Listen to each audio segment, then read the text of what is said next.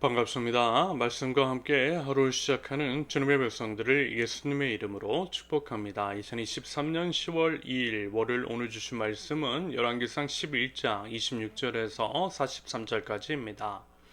솔로몬의 신하 느밧의 아들 여로보암이 또한 손을 들어 왕을 대적하였으니 그는 에브라임 족속인 스레다 사람이요 그의 어머니의 이름은 스루아인이 과부더라. 그가 손을 들어 왕을 대적하는 까닭은 이러하니라. 솔로몬이 밀로를 건축하고 그의 아버지 다윗의 성읍이 무너진 것을 수축하였는데 이 사람 여로보암은 큰 용사라. 솔로몬이 이 청년의 부지런함을 보고 세워 요셉 족속의 일을 감독하게 하였더니 그 즈음에 여로보암이 예루살렘에서 나갈 때에 실로 사람 선지자 아히야가 길에서 그를 만나니 아히야가 새 의복을 입었고 그 두 사람만 들에 있었더라. 아히야가 자기가 입은 새 옷을 잡아 12조각으로 찢고 여로보암에게 이르되 너는 10조각을 가지라. 이스라엘 하나님 여호와의 말씀이 내가 이 나라를 솔로몬의 손에서 찢어 빼앗아 10지파를 내게 주고 오직 내 종 다윗을 위하여 이스라엘 모든 지파 중에서 택한 성읍 예루살렘을 위하여 한 지파를 솔로몬에게 주리니 이는 그들이 나를 버리고 시돈 사람의 여신 아스타롯과 모압의 신 그모스와 암몬 자손의 신 밀곰을 경배하여 그의 아버지 다윗이 행함같이 아니하여 내 길로 행하지 아니하며 나 보기에 정직한 일과 내 법도와 내 율례를 행하지 아니함이니라. 그러나 내가 택한 내 종 다윗이 내 명령과 내 법도를 지켰으므로 내가 그를 위하여 솔로몬의 생전에는 온 나라를 그의 손에서 빼앗지 아니하고 주관하게 하려니와 내가 그의 아들의 손에서 나라를 빼앗아 그 10지파를 내게 줄 것이요 그의 아들에게는 내가 한 지파를 주어서 내가 거기에 내 이름을 두고자 하여 택한 성읍 예루살렘에서 내 종 다윗이 항상 내 앞에 등불을 가지고 있게 하리라. 내가 너를 취하리니 너는 내 마음에 원하는 대로 다스려 이스라엘 위에 왕이 되되 내가 만일 내가 명령한 모든 일을 순종하고 내 길로 행하며 내 눈에 합당한 일을 하며 내 종 다윗이 행함같이 내 율례와 명령을 지키면 내가 너와 함께 있어 내가 다윗을 위하여 세운 것 같이 너를 위하여 견고한 집을 세우고 이스라엘을 내게 주리라. 내가 이로 말미암아 다윗의 자손을 괴롭게 할 것이나 영원히 하지는 아니하리라 하셨느니라 한지라. 이러므로 솔로몬이 여로보암을 죽이려 하매 여로보암이 일어나 애굽으로 도망하여 애굽 왕 시삭에게 이르러 솔로몬을 죽이기까지 애굽에 있으니라. 솔로몬의 남은 사적과 그의 행한 모든 일과 그의 지혜는 솔로몬의 실록에 기록되지 아니하였느냐. 솔로몬이 예루살렘에서 온 이스라엘을 다스린 날수가 40년이라. 솔로몬이 그의 조상들과 함께 잠에 그의 아버지 다윗의 성읍에 장사되고 그의 아들 르호보암이 대신하여 왕이 되니라. 아멘. 하나님은요 사람을 통해 일하십니다. 복과 은혜도 심판과 징계도 사람을 통해 일하세요. 지난 삶을 한번 제가 되돌아봤습니다. 모든 것이 하나님의 은혜고 은혜 아닌 것이 없었습니다. 그래서 참 많이 감사해요. 그러면서 이제 그 은혜가 어떤 식으로 흘러왔는가를 생각해 봤을 때 그것은 분명 사람을 통해 흘러왔더라고요. 그래서 이제 또 그분들에게 감사했어요.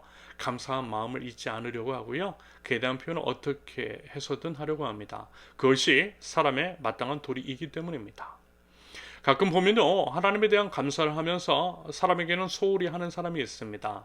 보통 사역자들이 그런 면이 있는데요. 감사할 줄도 모르고 당연하게 생각하더라는 거죠. 하지만 그것은 바르진 못한 태도입니다. 하나님께 대한 감사는요, 사람에 대한 감사로 이어지는 것이 맞는 거예요. 그러면서 이제 하나님의 심판과 징계라고 하는 것도 사람을 통해 임하더라는 것. 마주하는 사람들과의 관계를 통해서 그들의 태도 같은 것들을 통해서 하나님께서 심판과 징계를 내리시는 면이 분명 있더라는 것입니다. 당연히 매번 꼭 그리고 꼭 그러는 것은 아니죠. 하지만 어떤 사람들과의 관계가 틀어지고 분열과 다툼이 일어나며 그러한 것들을 통해서 힘듦과 어려움이 찾아올 때 한 번 정도는 진지하게 하나님 앞에 나아가서 자신의 삶을 성찰해 보는 것이 필요합니다. 우리 자신이 하나님 앞에 소홀한 것은 아니었는지, 하나님 앞에 범죄한 것은 혹 없었는지, 하나님께서 돌이키길 원하시는 것은 혹 무엇인지를 살펴봐야 한다라는 것입니다. 그러면요, 그 과정을 통해 하나님과의 관계가 회복되고 하나님과의 관계가 회복이 되면 인간관계도 그 외 다른 것들도 온전케 되는 일들을 아마 경험하실 수가 있을 것입니다. 이 또한 이 말씀의 적용이겠죠. 마태복음 6장 33절 그런즉 너희는 먼저 그의 나라와 그의 의를 구하라. 그리하면 이 모든 것이 너에게 더하시리라. 모든 것은 하나님 그리고 하나님과의 관계로부터 비롯됨을 기억하실 수 있기를 바랍니다. 먼저 하나님과의 관계부터 세우자라는 거예요. 아무튼 이제 지금 솔로몬의 경우, 즉 솔로몬이 우상 숭배를 함으로써 하나님과의 관계가 틀어지고 하나님께서 이대한 심판을 내리실 때 사람을 사용하고 계심을 보게 됩니다. 어젠지 주일 말씀에서는 하닥과 르손을 통해, 오늘 본문에서는 여로보암을 통해 그 일을 진행하시는데요. 이번 여로보암은요, 그 강도가 상당히 셉니다. 비유를 들자면 하닥과 르손은 예고편 정도 되는 것 같고요. 여로보암은 본편 정도로 할 수 있겠어요. 그래서 이제 만약에 솔로몬이 하닥과 르손의 경우에 있어 하나님께 회개하고 돌아왔더라면 여로보암의 일은 겪지 않을 수도 있었을 것이라고 생각합니다. 이게 참 안타까운 거예요. 여러분 이후로 계속 말씀드리잖아요. 기회 주셨을 때 그 기회를 살리는 것이 지혜라고 말입니다. 방주의 문은 결국 닫힐 것이고요. 우리 주 예수 그리스도께서 재림하실 때에는 우리 예수님이 무서운 심판의 주로 오실 것입니다. 그 전에 회개하고 돌이키는 것이 우리 자신을 구원할 수 있는 유일한 길이라는 것입니다. 아무튼 이제 여로보암은 사실 솔로몬 시절에 충성된 종이었습니다. 비록 출신은 변변치 못했고요. 과부의 아들이었지만 그럼에도 그 능력과 성실성은 인정을 받아 솔로몬 왕국에서 감독으로 쓰임을 받았다고 합니다. 그런데요, 하나님께서 다름 아닌 그런 그를 통하여서 다시 말해 솔로몬에게 인정을 받는 충성된 종 여로보암을 통해 솔로몬을 징계하시다라는 것입니다. 맞아요, 여러분. 하나님은 나와 가장 가까운 사람을 통해서 나를 징계하세요. 나를 가장 괴롭히는 사람, 나를 가장 힘들게 하는 사람은 멀리 있는 사람이 아니라 가장 가까이에 있어요. 충성되는 사람, 내게 마음을 가장 많이 준 사람이 있다라는 것입니다. 그래서 사실 더 아프고 힘이 드는 거죠.